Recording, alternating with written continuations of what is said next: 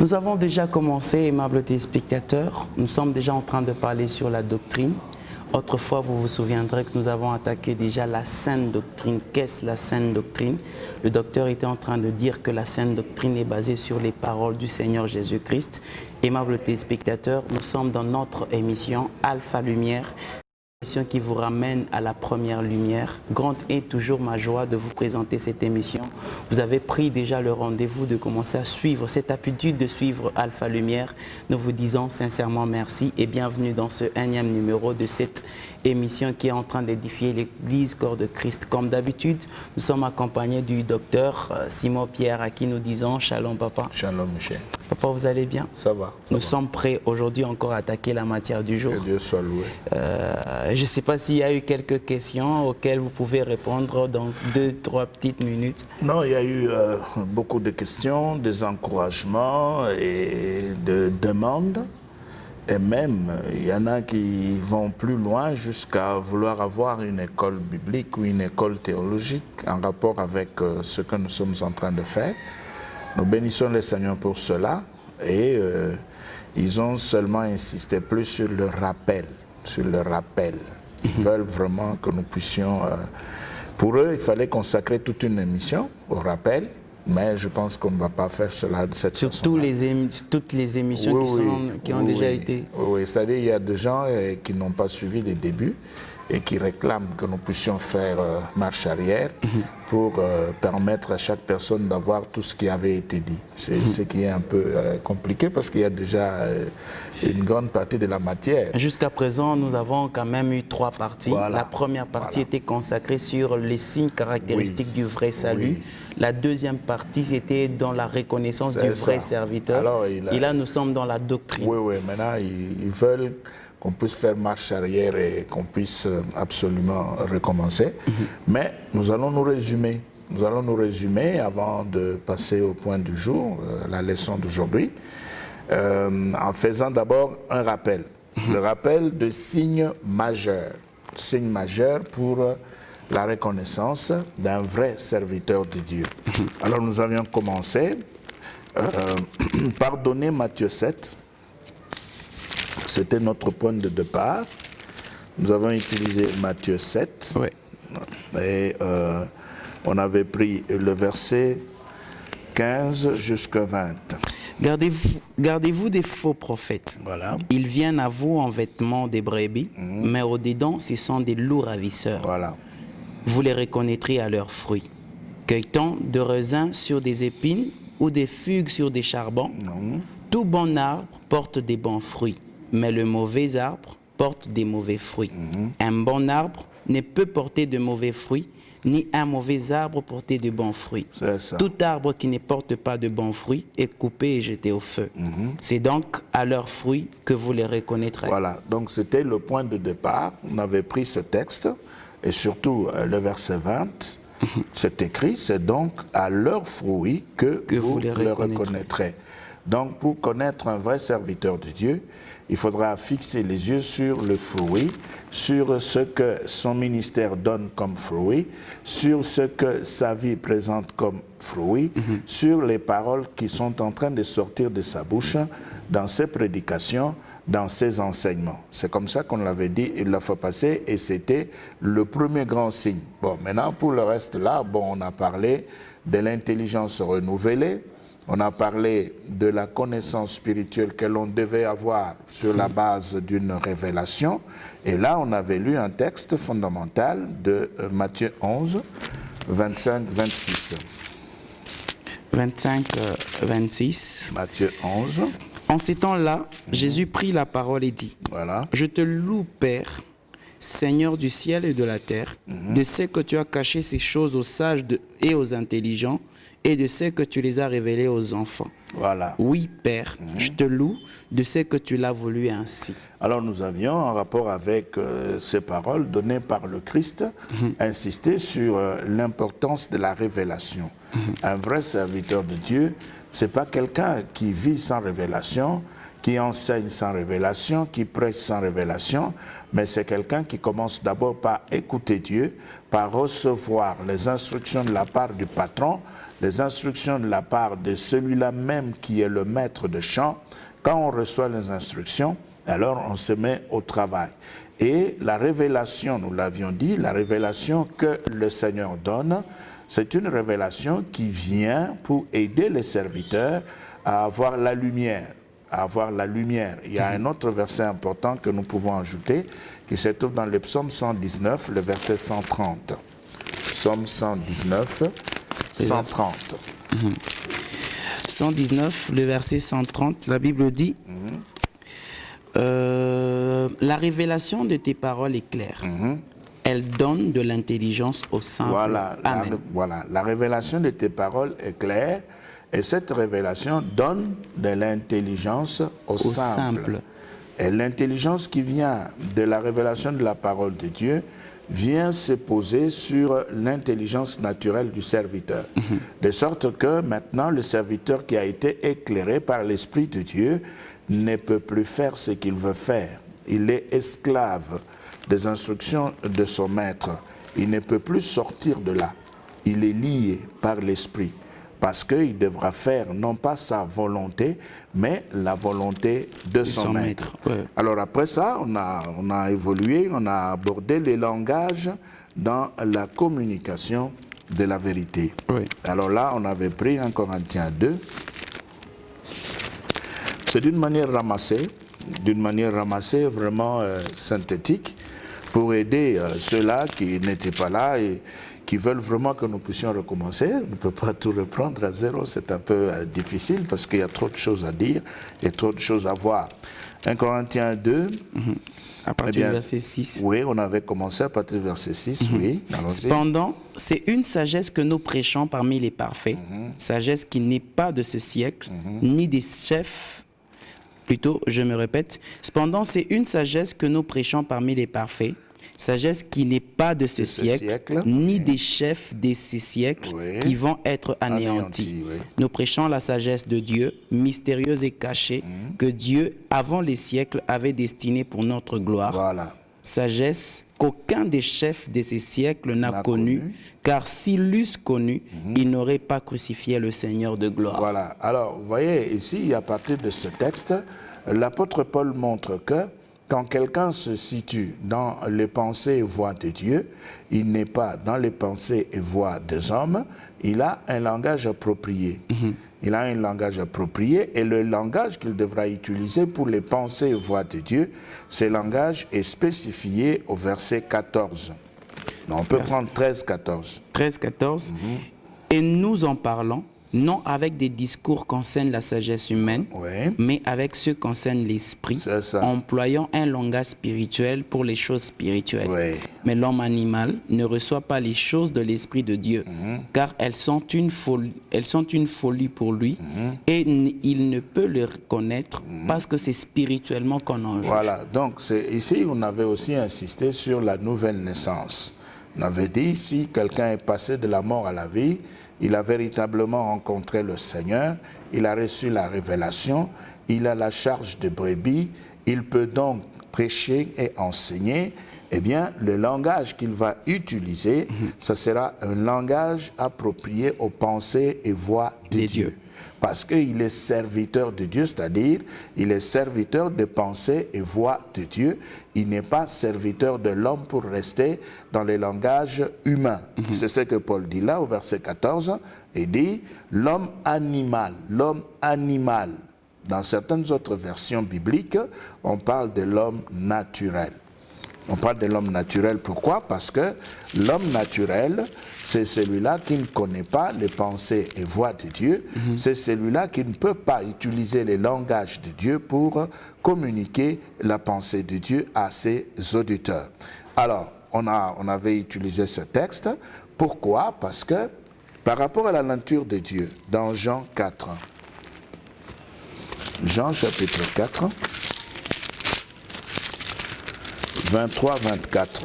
23-24, Jean chapitre 4. 23, la Bible dit, mais l'heure vient, Et elle est déjà venue où les vrais adorateurs adoreront le Père en esprit et en vérité. Voilà. Car ce sont là les adorateurs que le Père demande. Voilà. Dieu est esprit et il faut que ceux qui l'adorent en esprit et en vérité. Voilà, nous avions dit qu'un vrai serviteur de Dieu qui a reçu le mandat de la part de Dieu connaît également la nature de Dieu. Et il ne peut pas sacrifier la nature de Dieu pour pouvoir se retrouver dans ce qu'il veut faire lui, dans ce qui fait le plaisir de sa chair. Mais nous le savons et nous pouvons également le dire ici, quand on est dans un système de commerce, quand on fait ce qu'on fait là pour avoir l'argent, quand on fait ce qu'on fait pour émerger, quand on fait ce qu'on fait là pour le matériel, bon, on va sacrifier la parole de Dieu, on va sacrifier la vérité, on ne pourra pas aimer la vérité, on va souhaiter rester dans les erreurs, mais pourvu qu'on puisse continuer à avoir l'argent, on puisse continuer à faire des bénéfices. Et chaque fois que la vérité sera présentée, on va boycotter. C'est par là que vous avez beaucoup plus insisté sur le fait qu'un vrai serviteur doit présenter la nature de Dieu. Oui. Doit présenter Dieu dans sa véritable nature, celle qui est, c'est un esprit. Oui. Dieu est esprit. Il faut absolument que les auditeurs, les gens qui fréquentent l'église, les chrétiens, ceux-là qui se sont convertis, qui viennent à l'église, il faudra qu'ils puissent connaître la nature de ces dieux qu'ils veulent adorer. Parce que vous ne pouvez pas adorer quelqu'un que vous ne connaissez pas. Nous pouvons prendre un texte dans Nombre. Déjà, dans Nombre, on dit quelque chose de très important. Au chapitre 23. Au chapitre 23, on va prendre le verset 19. 19, la Bible dit, Dieu n'est point un homme pour mentir. Voilà, l'affirmation est claire. L'affirmation est claire. Dieu n'est point un homme pour mentir, voilà, ni fils d'un homme pour se repentir. Voilà. Ce qu'il a dit, ne le fera-t-il pas? Voilà. Ce qu'il a déclaré, ne l'exécutera-t-il pas? Voilà, donc ça veut dire que si quelqu'un ne connaît pas la nature de Dieu, il pourra croire que Dieu est un homme. Dieu n'est pas un homme. Il est le créateur de l'homme, mais il n'est pas lui-même un homme. C'est ça même. Il a donné le tselem, il a donné l'image. Oui. Je retire ce mot-là. Lui a compris, mais je préfère retirer. Donc, il a donné son image, il a donné sa ressemblance à l'homme. Bon, si je dis je retire, c'est parce que c'est en hébreu. C'est pourquoi je préférais le retirer. Donc, ça veut dire que c'est lui qui a donné garde sa nature. Et sa nature, c'est une nature spirituelle. Oui, mais c'est peut-être par rapport à la compréhension. Le bras de l'Éternel, ma main n'est pas courte. Voyez cette attribution-là humaine à Dieu. L'anthropomorphisme, comme on le dit, l'anthropomorphisme. Bon, ce sont des mots que je n'aime pas utiliser ici, parce qu'il faut rester dans les textes tels que nous l'avons dans les Écritures. Eh bien, c'est vrai, c'est un langage anthropomorphique. Ça vient de l'homme, c'est l'homme qui fixe, qui voit en Dieu l'humanité. Et c'est ainsi qu'il y en a même qui sont allés beaucoup plus loin. Je me répète, il y en a même qui sont allés beaucoup plus loin et qui se sont retrouvés dans les erreurs jusqu'à dire que Dieu se conjugue au féminin. Ça veut dire, ça veut dire que pour eux, Dieu est une femme. Vous voyez ? Pourquoi? Parce qu'ils se sont appuyés sur les éléments anthropomorphiques pour pouvoir présenter le caractère féminin de Dieu. Alors, quand Jésus dit, par exemple, en s'adressant à Jérusalem, il dit « Jérusalem, Jérusalem, je voulais te rassembler comme une poule qui garde ses petits sous ses ailes. » On dit « Ah, vous voyez, donc la poule, la mère poule, donc Dieu, etc. » Non. Non, quand nous disons non, bon, les gens ne supportent pas qu'on puisse dire cela, mais ça ne va pas, ça. Ça ne va pas. Le créateur d'Adam, quand Dieu avait créé Adam, eh bien, Adam était homme et femme. Adam était à la fois homme et femme. Il avait fallu, juste après, endormir Adam pour faire sortir Ève. Donc, il y a des choses, il y a des affirmations qui donnent simplement la chair de poule, qui nous obligent à ne pas nous taire pour corriger. Ça, ce sont des hérésies graves, ce sont des erreurs terribles qui circulent. Mais quand on les dit, bon, comme on est déjà dans cette doctrine-là, et à partir de ces enseignements, on a eu l'argent, on a été équipé, on a cru que c'était la vérité. Bon, on n'aime pas entendre un autre son de cloche. Alors si quelqu'un d'autre vient avec des éléments contraires, on dit non, non, non, non, non, non, non, il faut abattre cet homme-là, il doit disparaître. Non, c'est la vérité. Vous pouvez faire disparaître l'homme, mais la Bible ne disparaîtra pas.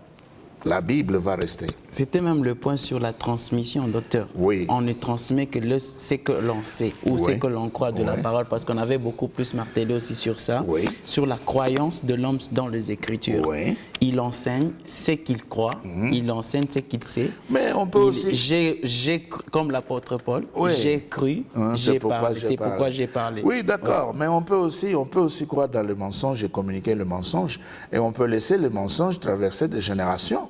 Parce qu'on se retrouvait devant des personnes qui ne réfléchissent pas, des gens qui ne prennent jamais le temps d'ouvrir leur propre Bible pour pouvoir vérifier les choses.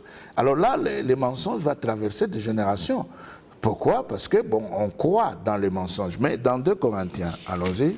On impose une colonisation mentale. Oui.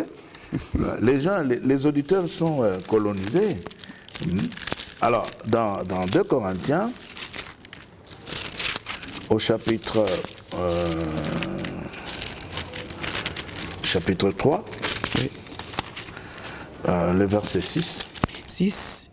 Il nous a aussi rendus capables d'être ministres d'une nouvelle alliance, non de la lettre, mais de l'esprit. Voilà. Car la lettre tue, mais l'esprit vivifie. Je crois que la fois passée, on avait exploité ce texte pour faire voir que dans la parole de Dieu, il y a la lettre et il y a l'esprit. Oui. Il y a le logos, il y a le rhéma. Mais maintenant, quand vous enseignez, mais vous ne pouvez pas rester seulement au niveau de la lettre, au niveau du logos. Vous devez dépasser les logos pour aller beaucoup plus loin. Pourquoi? Parce que dans Galates 4, 22, l'épître de la liberté. Voilà. Galates 4, 22. 82, oui, la Bible parle, dit, car il est écrit qu'Abraham eut 2 fils, un de la femme esclave. Et un autre, et un de la femme libre. Voilà, nous savons très bien que dans l'histoire biblique, eh bien, Abraham a existé. Nous savons aussi que Abraham avait Sarah, et puis Agar avait été ajoutée. Nous le savons. Maintenant, 23, écoutez. 23. Mais celui de l'esclave naquit selon la chair, et celui de la femme libre naquit en vertu de la promesse. Voilà. Le fils de l'esclave, c'est Ismaël, et le fils de la promesse, qui est le fils de Sarah, c'est Isaac. Nous connaissons cela même à l'école maternelle, à l'école du dimanche. Même les petits-enfants connaissent cette histoire-là. Même dans ma première Bible, il y a un livre là intitulé « Ma première Bible ». Mais la première Bible, on vous donne les dessins d'Abraham, de Sarah, Agar, Ismaël, Isaac. Maintenant, écoutez le verset 24. Paul 24, ces choses sont allégoriques. Voilà. Car ces femmes sont 2 alliances. Voilà. L'une du mont Sinaï, enfantant pour la servitude, c'est Agar. C'est Agar. Car Agar, c'est le mont Sinaï en Arabie. Et elle correspond à la Jérusalem actuelle qui est dans la servitude avec ses enfants. Mais la Jérusalem d'en haut est libre. C'est notre mère. Bon, alors, ceux-là qui conjuguent Dieu au féminin, ils sautent sur ce verset. Au verset 26, on nous dit, non, mais la Jérusalem d'en haut est libre et c'est notre mère. Alors quand on dit cela, on dit, oh, vous voyez maintenant. Dieu se conjugue au féminin. Non. Ça, c'est, Dieu reste le créateur de ce que nous avons sur la terre comme différenciation. Le masculin et le féminin, ce sont des choses qui viennent des dieux. Ce sont des choses qui viennent de Dieu. Ce n'est pas l'homme qui a déterminé cela. Et cela ne veut pas dire quand on nous dit que la Jérusalem d'en haut est libre et c'est notre mère, donc Dieu doit se conjuguer au féminin. Non. Ça, ce sont des hérésies graves. Alors, maintenant ici, vous voyez que Paul, lui-même, au verset 24, il dit que ces choses sont allégoriques. Allégoriques. À lingala, on dira masapo. Donc ce sont des choses, ce sont des histoires. Pourquoi? Parce qu'on n'a pas le droit aujourd'hui de rester accroché au symbole.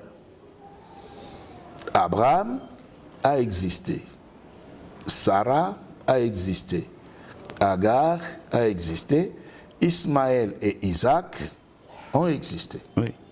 Mais, qu'est-ce que ça représente maintenant? Qu'est-ce que ça nous donne? Nous devons dépasser leur existence pour saisir le message de Dieu aujourd'hui. Oui, la contextualisation. Voilà, nous devons dépasser pour comprendre ce que Dieu voulait nous dire par cette situation-là. Ce n'était pas une famille qui a existé comme ça parce que Dieu n'avait rien à faire. Alors il a fait exister cette famille parce qu'il était fatigué, découragé, il n'avait plus rien à faire, il était en train de s'amuser. Et dans son jeu-là, bon... Et puis Abraham est arrivé, Sarah, Agar, non. Non, il y a des leçons. Alors, dans 2 Corinthiens 5, le verset 16. Bien que plusieurs ignorent que Abraham, après la mort de Sarah, avait épousé encore. Oui. Là, vous parlez de Ketura. Oui, on n'est pas là. Vous abordez le problème de la polygamie à ce niveau. Il y a des gens qui seront choqués. Non, ça c'était après la mort. En rapport avec la polygamie, il y en a qui disent oui, il y en a qui disent non. Il y en a même qui vont loin jusqu'à dire qu'Abraham n'a jamais épousé Agar, n'a jamais épousé Ketura, jamais. Et qu'il n'avait qu'une seule femme, Sarah. Vous voyez, donc même Bible, même esprit, même Seigneur, même texte, mais des enseignements divergents. Pourquoi? C'est la question que nous posons. Pourquoi? Alors ici, nous sommes dans autre chose. Ça, ce n'était qu'une parenthèse. Oui, ce n'était qu'une parenthèse parce que quand on téléphone, là, on me juge beaucoup. Ce n'était qu'une parenthèse. Vous n'avez pas achevé l'idée, vous avez commencé, vous avez laissé, il fallait continuer. Non. Nous ne sommes pas là. Nous sommes ici au niveau d'un simple rappel pour fixer les idées. Oui. 2 Corinthiens 5, 16. Oh, excusez, j'étais dans 1 Corinthiens. 2 Corinthiens, chapitre 5. Le verset 16. Le verset 16, la Bible dit, « Ainsi, dès maintenant, nous ne connaissons personne selon la chair. Voilà. Et si nous avons connu le Christ selon la chair, maintenant, nous ne le connaissons plus de cette manière. » Vous voyez ici, dans ce verset, on nous donne les deux moments. On dit, « Dès maintenant, nous ne connaissons personne selon la chair. » Et si nous avons connu Christ selon la chair, c'est-à-dire on avait eu le temps de le connaître selon la chair. Parce que tout esprit qui ne confesse pas la manifestation de Christ dans la chair, c'est l'esprit de l'Antichrist. Oui. Donc nous reconnaissons le fait que Abraham, Sarah, Agar, Ismaël, Isaac ont bel et bien existé. Oui. Ils étaient là. Mais à partir de cette famille, Dieu avait des leçons à donner. C'est pourquoi il ne faut pas rester seulement accroché à la symbolique historique. Il faut dépasser cette symbolique historique pour aller beaucoup plus loin et découvrir le sens profond que Dieu veut donner à cette histoire. Voilà. C'est ce que nous avions dit. Mais malheureusement, quand on parle de ces histoires de cette façon-là, il y a des gens qui trouvent que nous sommes en train d'exagérer, nous devons nous taire. Oui, un homme peut se taire, mais la Bible, elle, va continuer à parler. Donc l'allégorisme, c'était par rapport à la valeur spirituelle qui était attachée à cette famille, à cette histoire. Voilà, c'est pourquoi en théologie, on considère l'allégorie comme une saleté. On considère l'allégorie en théologie. Les théologiens qui me suivent se retrouvent. En théologie, on considère l'allégorie comme une saleté.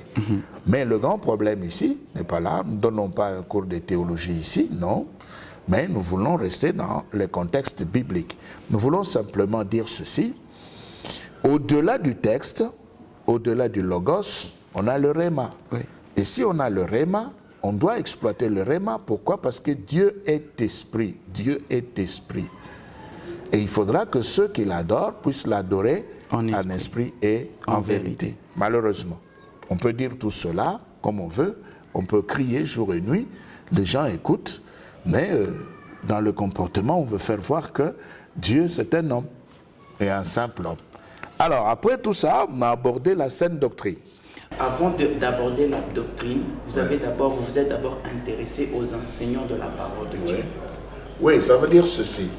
Nous avons besoin aujourd'hui pour l'Église, pour l'édification du corps de Christ, nous avons besoin aujourd'hui de vrais didascalos. Nous avons besoin de nomodidaskalos, c'est-à-dire de docteurs qui enseignent véritablement la loi de Dieu sans parti pris. Parce que toutes les réactions que nous avons aujourd'hui montrent qu'il y a des gens qui sont accrochés, qui ont des penchants. Voilà, ils ont des penchants, très bien. Ils ont des penchants dans la parole de Dieu et ils croient que ce qu'ils détiennent là, c'est la seule et unique vérité. Et ils ne peuvent pas supporter notre son de cloche. Mais nous disons ceci, celui qui n'accepte pas d'être secoué au niveau de ses bases n'est pas bien positionné. C'est-à-dire qu'il connaît la fragilité de ses bases. Et c'est pourquoi il a peur. Il s'est dit, si on me secoue ici, je risque de m'écrouler. Mais maintenant, quand quelqu'un arrive et commence à donner un enseignement qui secoue les bases, eh bien, c'est un homme qu'il faudra faire disparaître. On les traite d'un anathème. Voilà. Alors nous disons qu'il n'est pas bon que nous puissions avoir des hétérodidascaloi, c'est-à-dire des gens, des enseignants qui sont attachés aux doctrines étrangères. Étrangères à quoi? Étrangères à la parole de Dieu. Il faudra être dans la parole de Dieu, il faut rester dans les limites de la parole de Dieu. Pourquoi? Eh bien parce que si nous prenons Matthieu 28, Matthieu 28, le verset 20. Enseignez-leur. Oui. Matthieu 28, le verset, la Bible 20, dit, et enseignez-leur à observer tout ce que je vous ai prescrit. Voilà, nous sommes là. Oui. Je suis avec vous tous les jours jusqu'à la fin du monde. Voilà, nous sommes ici dans le commandement royal, dans l'ordre royal donné par Jésus à ses disciples. Maintenant, qu'est-ce qu'il nous dit dans ces commandements? Écoutez bien ce qu'il dit. Il dit, enseignez-leur à observer tout ce que je vous ai prescrit.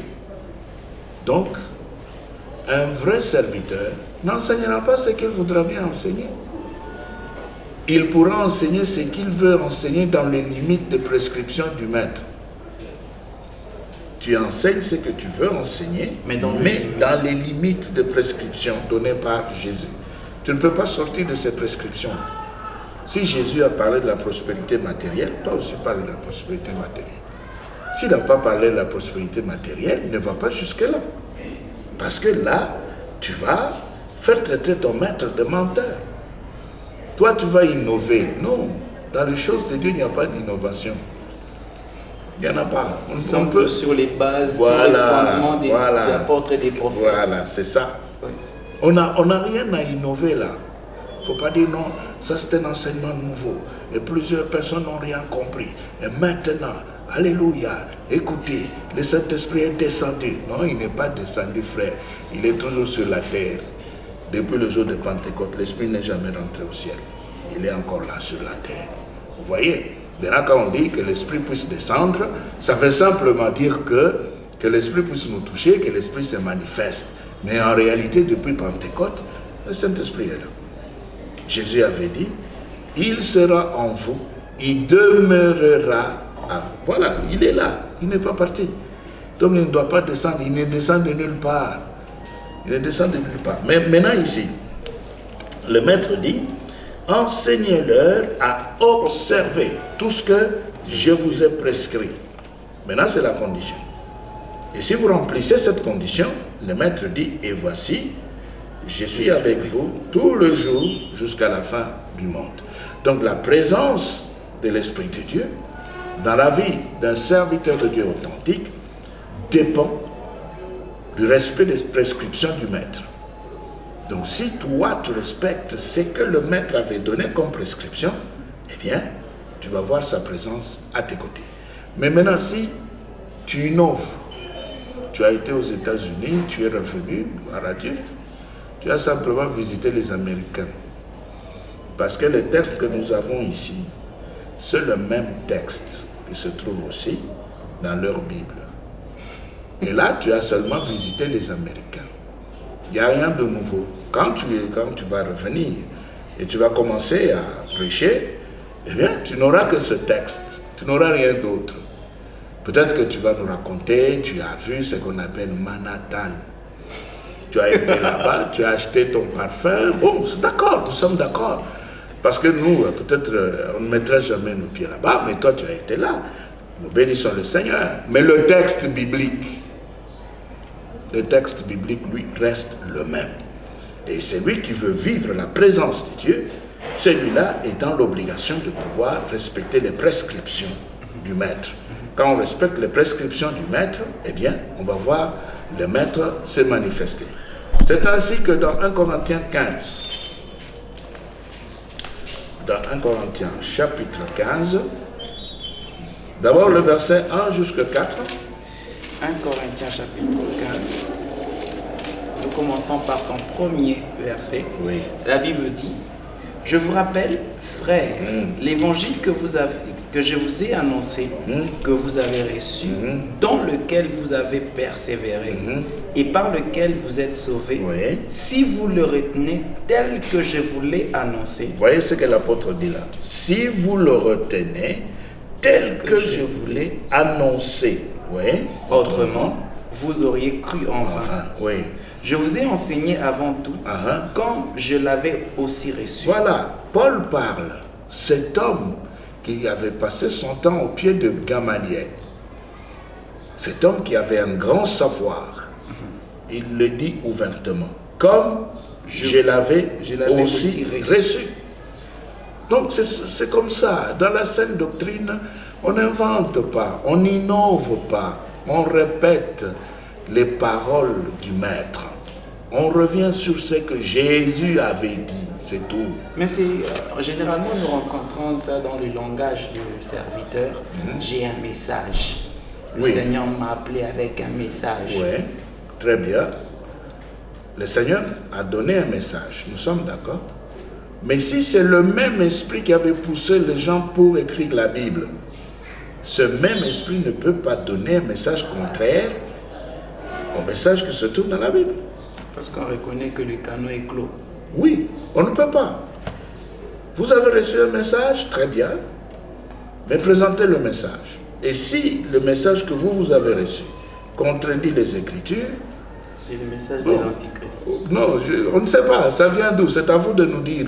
Ça vient d'où ce message? Où est-ce que vous l'avez? Non, certains même disent que la Bible n'a pas tout. Dans la Bible, on n'a pas tout écrit. Oui, mais alors l'autre partie restante là se trouve dans quel document? La révélation. Bon. Ça, c'est le Saint-Esprit qui ouvre maintenant. Oui, si le Saint-Esprit ouvre, très bien, il peut ouvrir. Pourquoi? Pourquoi est-ce que nous acceptons? Parce que la révélation est progressive, cumulative, vous voyez, et l'Esprit de Dieu peut élargir la révélation. Nous sommes d'accord. Mais si ce qu'on vous a donné s'oppose à ce qui existe dans ce livre, moi je n'ai rien à dire là. Je n'ai rien à dire parce que quand je parle là, on dit, bon, mes téléphones, vous voyez, c'est compliqué. C'est comme l'apôtre Paul qui est monté et qui a vu des choses ineffables qu'on ne peut expliquer. Lui, peut-être n'a pas eu le temps d'expliquer, mais nous autres ici, on nous a montré des choses avec un langage capable d'expliquer. Donc on explique ce qui n'est pas dans la Bible. C'est ça ce qu'ils appellent message. Ok, très bien. Vous avez été... Paul, lui, est arrivé jusqu'au niveau du 3e ciel. Et vous êtes allé jusqu'au niveau du 5e, 6e ou 7e ciel. Très bien. C'est votre expérience. Et vous avez entendu ce que Paul n'avait pas entendu. Et maintenant, vous voulez nous donner cela. Très bien. Mais nous, au niveau de ce qu'on peut appeler rez-de-chaussée, voici ce que nous avons. Ce livre. Maintenant, c'est à vous de nous donner ce que vous avez reçu dans votre ciel. Si ça correspond, ça rejoint ce qui se trouve dans ces livres, nous allons dire Amen. C'est le même esprit. Mais si ça ne rejoint pas ce qui se trouve dans ce livre, eh bien, on va vous les laisser. On va les laisser entre vos mains. C'est-à-dire que c'est pour vous. Signalant que l'apôtre Paul aussi était parti dans ce ciel. Oui. Et après, juste, il était rentré pour vérifier si ce qu'il enseignait aux païens était exact avec ce que les disciples, les témoins oculaires étaient en train d'enseigner à l'Église. Nous avions lu cela et nous pouvons le relire dans Galates 2. Paul monte sur ordre du Seigneur. Il monte sur ordre du Seigneur 14 ans après.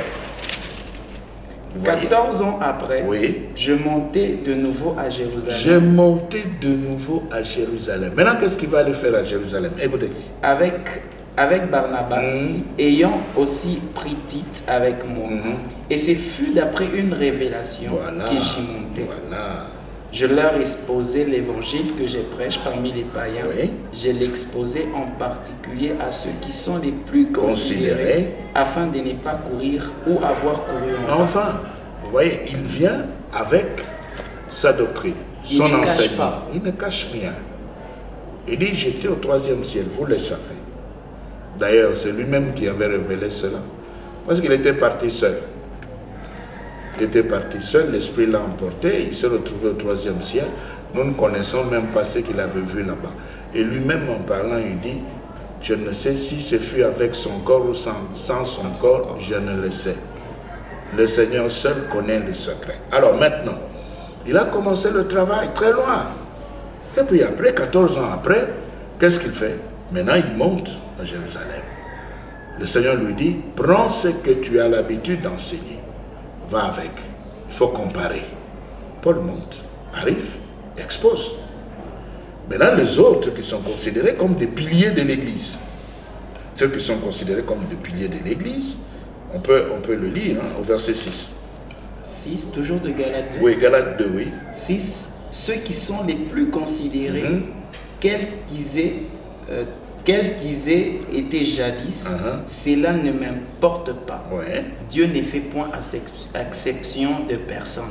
Ceux qui sont les plus considérés ne m'imposent rien. Voilà, vous voyez ici, ne m'imposèrent rien. Ne m'imposèrent rien. Voilà, ceux qui sont le plus considérés, c'est-à-dire Paul parle de Pierre, de Jacques et des autres disciples. Parce que c'était des personnes qui avaient beaucoup d'importance dans l'église primitive. Maintenant, Paul dit, ils ne m'imposèrent rien. Au verset 7. Au contraire, voyons que l'évangile m'avait été confié pour les incirconcis, comme à Pierre pour les circoncis, car c'est lui qui a fait de Pierre l'apôtre des circoncis, a aussi fait de moi l'apôtre des païens. Voilà, 9. Et ayant reconnu la grâce qui m'avait été accordée, Jacques, Céphas et Jean, qui sont regardés comme des colonnes. Vous voyez, comme des colonnes, c'est-à-dire, c'était des références. Personne n'avait le droit de continuer à travailler avant l'approbation de ces trois-là. Jacques, Céphas et Jean. Ces gens-là devaient approuver l'enseignement. Et quand ils ont approuvé l'évangile de Paul, et écoutez ce qu'ils ont dit, ils ont fait. Relisez 9. Et ayant reconnu la grâce qui m'a été accordée, Jacques, Céphas et Jean, qui sont regardés comme des colonnes, me donnèrent à moi et à Barnabas la main d'association. Frère Paul, tu peux continuer parce que nous enseignons la même chose. Il n'y a aucune différence. Nous sommes associés. Partout où tu vas te retrouver, frère Paul, nous sommes avec toi en esprit. Tu es comme nous sommes comme toi. Et nous avons le même Seigneur. C'est ça la main d'association. Oui. Donc ils étaient en train de travailler comme des évêques. Oui. Comme des évêques, comme des apôtres. Des bishops. Oui. Ils avaient plusieurs shops. Oui, allons-y. Afin que nous alliassions, nous vers les païens et eux vers les circoncis. Voilà. Vous voyez? Donc par rapport à la sainte doctrine, nous l'avions dit et nous nous répétons, on ne peut pas enseigner autre chose que ce qui était sorti de la bouche du Seigneur. D'accord, on va changer. Oui. Ok.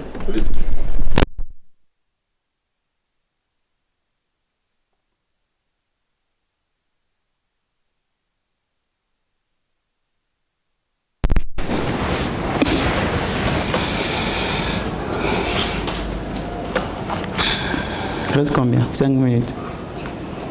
Il reste 8. À peu près 8, 7 minutes.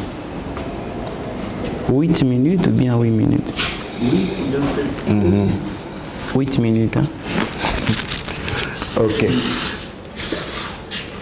Toi, à l'école, tu t'es dérangé. Ok. Ok, alors, on peut? Oui. Ouais. Ok, on peut lire dans 2 Pierre. 2 Pierre chapitre 3. Docteur, excusez-moi, pourquoi on a commencé par Jacques et Céphas alors que c'était Pierre qui était... Oui, non, parce que c'est Jacques qui avait la responsabilité de l'église de Jérusalem. Donc, qui était comme le pasteur. Oui, il était comme le pasteur, comme le berger, c'était lui.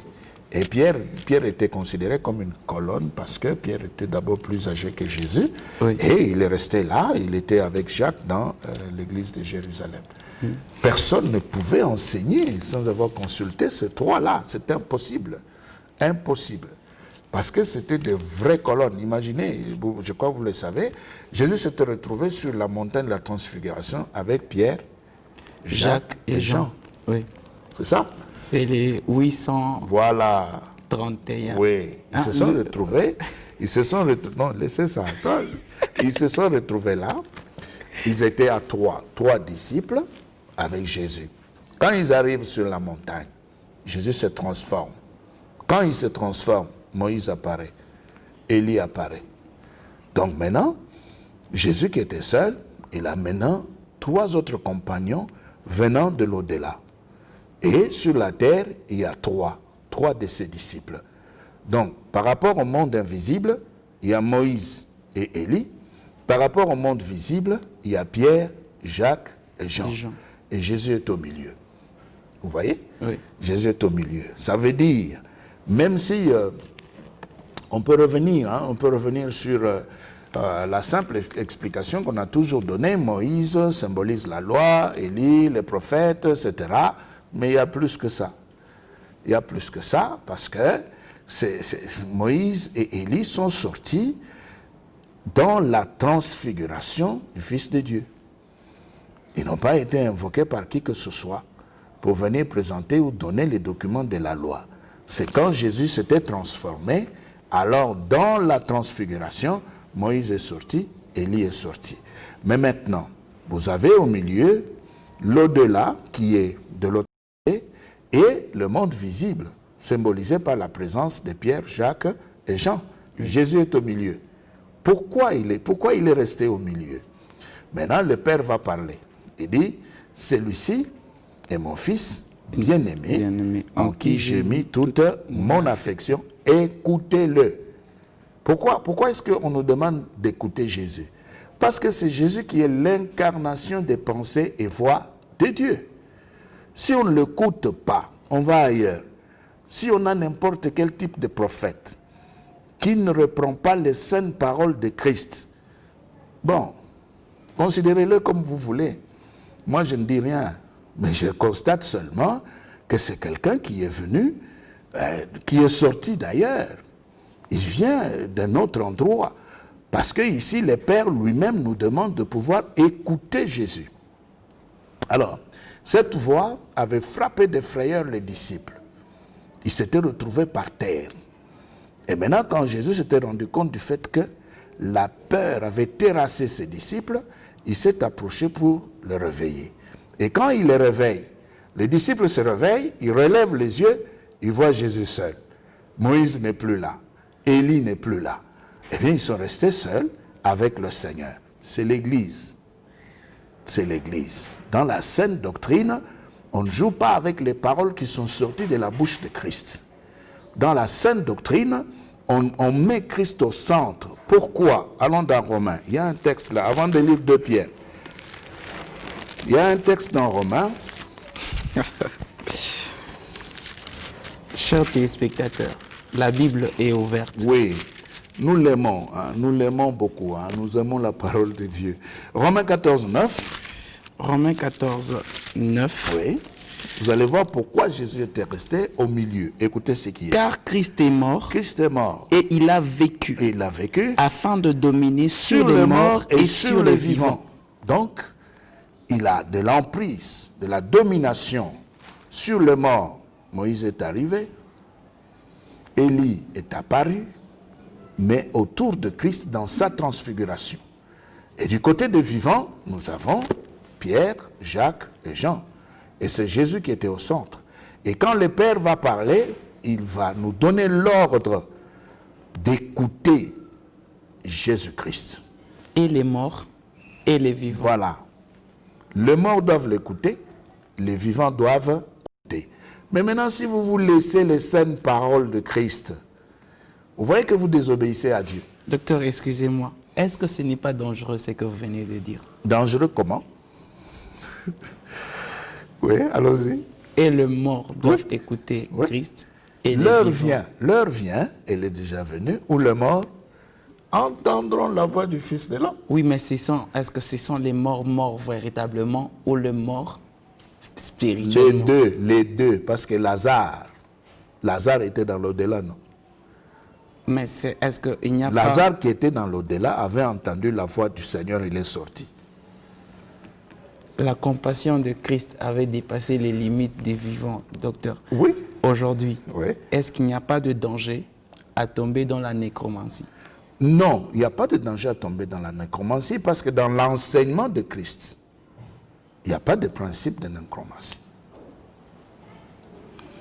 Voilà. Donc vous ne pouvez pas vous retrouver là-dedans. Si vous vous retrouvez là-dedans, vous savez que vous avez voulu vous-même vous retrouver là-dedans.